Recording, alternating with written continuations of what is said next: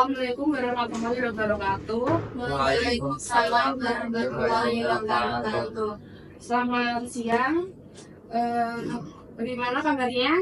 Baik, Oke, perkenalkan nama saya Tia Nurtika. Saya berasal dari Rembang. Materi kali ini adalah pengenalan komputer dasar. Di sini ada yang sudah tahu apa itu komputer? Belum. Oke, di sini saya akan menjelaskan apa itu komputer. Baik, pengertian dari komputer. Komputer adalah alat elektronik untuk mengolah data menjadi informasi. Kemudian poinnya adalah bekerja berdasarkan instruksi atau program. Komputer terdiri dari perangkat keras yaitu hardware, perangkat lunak software, dan pengguna yaitu firmware yang bekerja bersama agar komputer bisa menjalankan fungsinya dan menghasilkan informasi yang bermanfaat. Ada fungsi utama dari komputer sendiri yaitu input. Input yaitu menerima data. Input merupakan proses memasukkan data atau perintah ke dalam komputer melalui perangkat input, contohnya keyboard atau mouse. Yang selanjutnya ada proses, yaitu memproses data. Tahapan di mana komputer mengolah data input menjadi informasi yang bisa dipahami dan digunakan, contohnya itu CPU. Selanjutnya output menampilkan hasil, artinya proses menampilkan hasil dari pengolahan data yang telah dilakukan komputer, contohnya yaitu monitor dan printer. Yang selanjutnya ada storage, yaitu menyimpan data. Storage adalah tempat untuk menyimpan data dan hasil pengolahan baik secara sementara maupun permanen. Contohnya itu ada hard disk, SSD dan flash disk. Yaitu di sini ada contoh yaitu dari input, keyboard dan mouse. Yaitu di sini ada keyboard yang digunakan untuk papan ketik. Selanjutnya ini ada mouse yang bentuknya seperti ini. Kemudian ada CPU yang otak itu otak dari komputer. Oke, selanjutnya ada jenis-jenis komputer.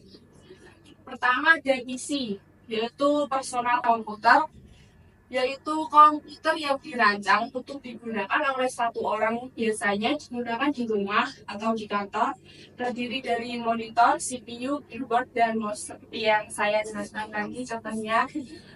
Yang kedua ada laptop atau notebook, yaitu komputer portable yang ringan dan mudah dibawa kemana-mana.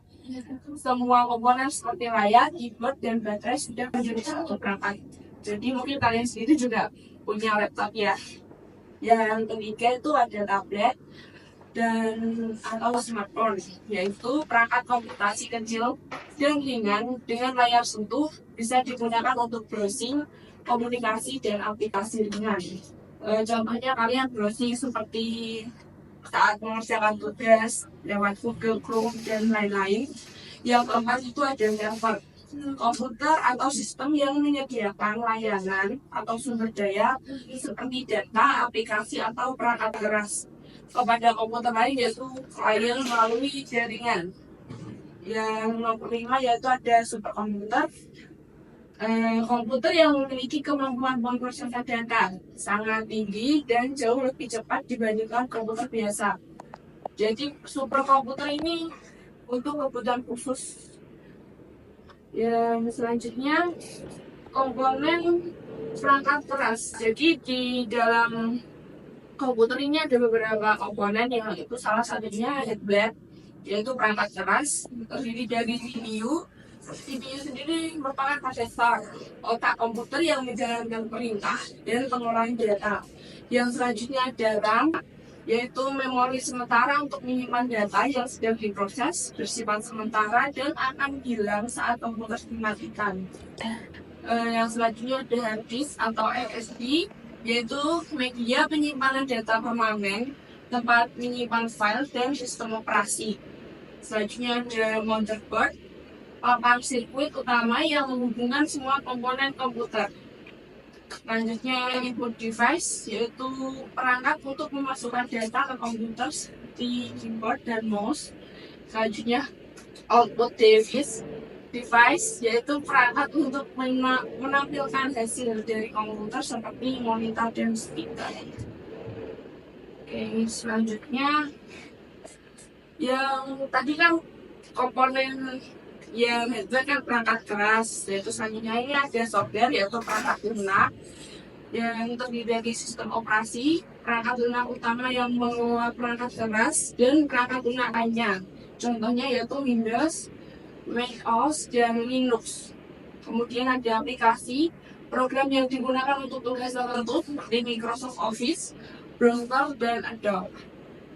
Kemudian ada utility software, merupakan program pendukung untuk menjaga kinerja komputer seperti antivirus dan cleaner. Selanjutnya ada bahasa pemrograman, bahasa untuk membuat software dan aplikasi seperti Python, Java, dan C++. Kemudian sistem operasi komputer, ada Windows, sistem operasi paling umum yang digunakan di komputer pribadi dan mudah digunakan dalam kehidupan sehari-hari. Kemudian ada macOS, sistem operasi khusus untuk perangkat Apple seperti MacBook dan iMac. Kemudian ada Linux, sistem operasi open source gratis dan sering dipakai di server dan komputer teknis. Dan selanjutnya ada fungsi sistem operasi, mengatur semua proses perangkat keras dan perangkat lunak di komputer. Oke, selanjutnya ada cara mengoperasikan komputer. Mungkin di sini kalian sendiri juga udah pada bisa mengoperasikan komputer, tapi saya akan menjelaskan sedikit lagi tentang cara mengoperasikan komputer atau langkah-langkahnya. Jadi yang pertama ada nyalakan komputer dengan menekan tombol power. Yang kedua, tunggu sistem operasi seperti Windows sampai selesai booting. Yang ketiga, masuk ke desktop, lalu gunakan mouse dan keyboard untuk memilih aplikasi yang akan Anda pilih untuk diaplikasikan. Yang keempat, ada buka aplikasi yang diinginkan, misalnya browser atau Microsoft Word. Yang selanjutnya, nomor 5 yaitu gunakan komputer sesuai kebutuhan. Contohnya mengerti browsing dan lain-lain. Yang keenam, simpan pengerjaan screen keluar dari aplikasi. Yang selanjutnya, matikan komputer dengan start, lalu memilih shutdown. Oke, di sini saya akan menjelaskan beberapa Microsoft Office bentar yang mungkin kalian juga sering gunakan dalam kehidupan sehari-hari. Contohnya ada Microsoft Word, yaitu kegunaannya untuk mengetik, memformat teks, dan menyimpan dokumen. Contohnya membuat surat, laporan, atau tugas sekolah. Yang kedua yaitu ada Microsoft Excel, yaitu untuk membuat tabel, menghitung dengan rumus, dan menampilkan grafik. Contohnya membuat laporan keuangan, jadwal kerja, atau grafik penjualan.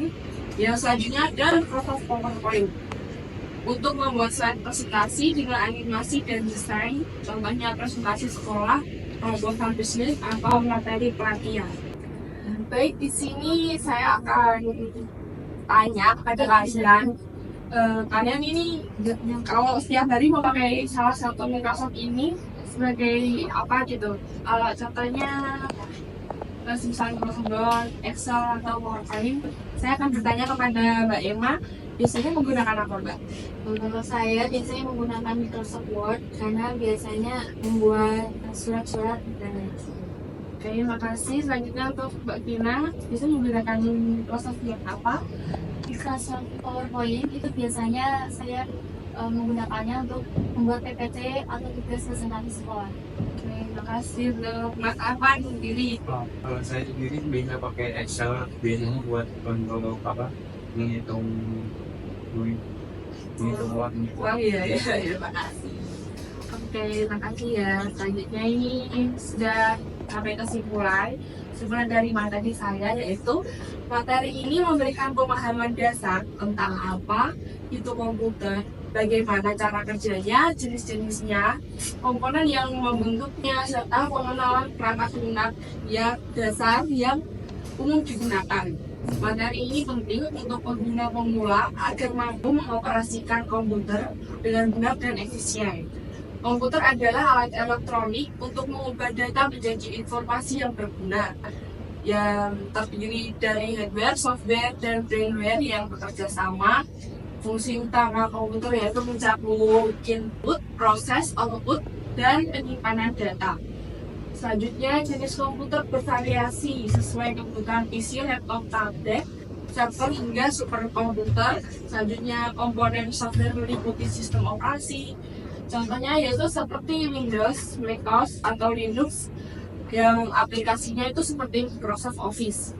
Selanjutnya ada komponen dari hardware, contohnya itu ya CPU, prosesor, RAM, hard disk atau SSD, motherboard, serta perangkat input dan output. Selanjutnya ada Microsoft Office mendukung tugas sehari-hari seperti mengetik yaitu Word, menghitung Excel, dan presentasi yaitu PowerPoint. Sekian ini dari kesimpulan materi yang tadi itu, poin-poinnya ada ini ya. Terima kasih untuk kehadirannya. Bila ada salah kata saya minta maaf. Sebelumnya saya akan ini ya, doa dulu untuk penutupan. Berdoa sama kita masing-masing, berdoa mulai. Udah selesai. Wassalamualaikum warahmatullahi wabarakatuh. Waalaikumsalam warahmatullahi wabarakatuh.